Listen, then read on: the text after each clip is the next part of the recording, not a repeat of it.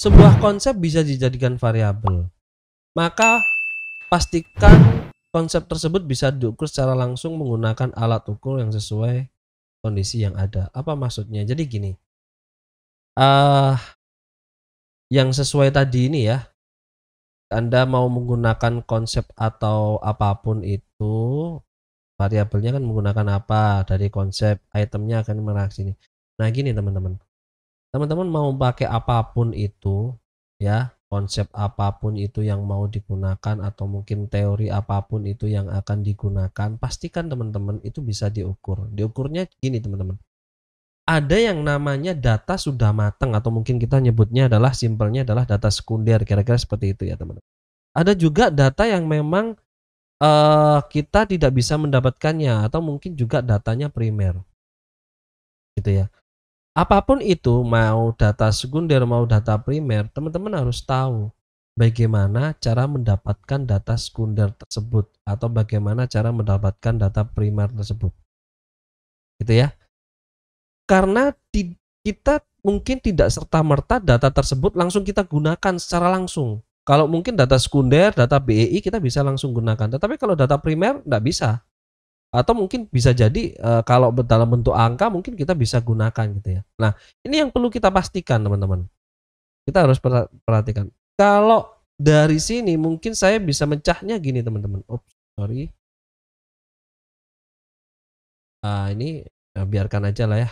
Kalau di sini mungkin saya bisa mecahkannya gini. Ini dari apapun itu, baik sekunder, primer, kita harus mecah di sini.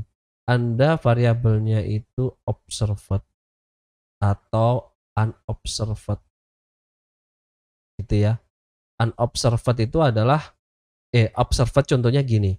Observed data itu sudah matang, paling tidak seperti itulah. Karena kenapa? Ya walaupun matang itu kita tidak untuk mendapatkan datanya gini ya. Untuk mendapatkan datanya kita tidak perlu melakukan proses. Jadi kita lah bisa langsung mendapatkannya. Walaupun data tersebut ya, walaupun data tersebut mungkin kita tidak bisa langsung gunakan, mungkin kita harus olah dulu ya. Sedikit diolah kemudian baru bisa digunakan gitu ya. Baru di analisis. Nah, kira-kira seperti itulah. Nah, ini yang data yang observed. Contohnya apa? Data bursa efek, data ROA, ROE, data utang itu kan sudah matang tuh kan, kita nggak ngitung sendiri, kita tinggal ambil datanya kan gitu ya. Nah, berbeda dengan data unobserved, kalau lambangnya sudah berbeda gitu ya.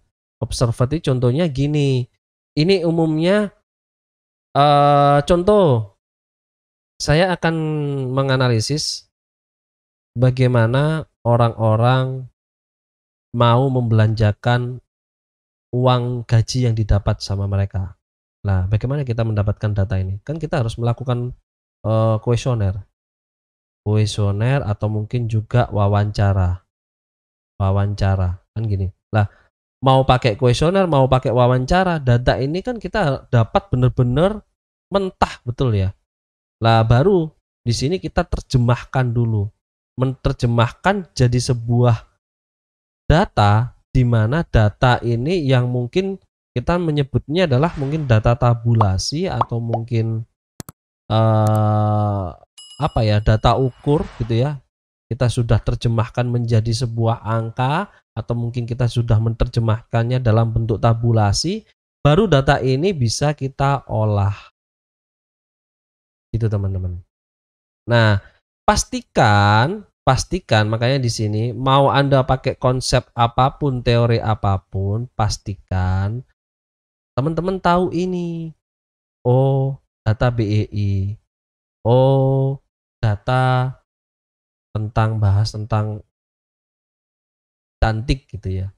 Atau mungkin bahas tentang ganteng gitu ya. Nah, kita harus perjelas dulu konsep cantik itu apa sih tolak ukurnya. Nah, itu kan kita harus perjelas dulu. Nah, itu yang saya maksud. Gitu ya. Jadi kita harus perjelas dulu karena kita nggak mungkin bisa buat ini kuesioner wawancara kalau kita tidak perjelas dulu. Kalau kita perjelas dulu, oh konsep cantik menurut A adalah seperti ini. Konsep cantik menurut B, menurut A atau B itu mungkin dari buku ya. Jangan menurut dari teman-teman, ya sama aja bulet. Karena konsep sama teori itu ada dasarnya. Paling aman konsep teori itu kita ngambilnya dari mana? Yang pertama dari buku atau mungkin dari jurnal penelitian yang terdahulu atau mungkin dari informasi-informasi yang lainnya gitu ya. Nah, kira-kira seperti itulah teman-teman. Oke, jadi itulah 3 pertanyaan tadi. Jadi kira-kira seperti itu jawabannya. Mungkin teman-teman yang lainnya ada yang ingin bertanya, silakan disampaikan, tidak hanya di komentar, mungkin ada yang via Telegram silakan, atau mungkin ada yang di TikTok juga silakan, Instagram juga silakan, linknya ada di deskripsi. Kira-kira seperti itu ya teman-teman ya. Pembahasan tentang topik pertanyaan yang ada kali ini. Kira-kira itu dulu. Terima kasih. Saya tunggu pertanyaannya. Kita diskusi sama-sama, kita belajar sama-sama. Kalau ada teman-teman yang mungkin berbeda pikiran atau mungkin ada usulan lain atau mungkin ada cara lain, boleh silakan disampaikan. Kita sharing saja, gitu ya. Karena di sini saya juga masih terus belajar bagaimana kita bisa belajar bareng untuk khususnya menyelesaikan skripsi kita. Kira-kira seperti itu. Terima kasih, saya akhiri. Sampai kembali lagi di video-video berikutnya di kelas sebelah.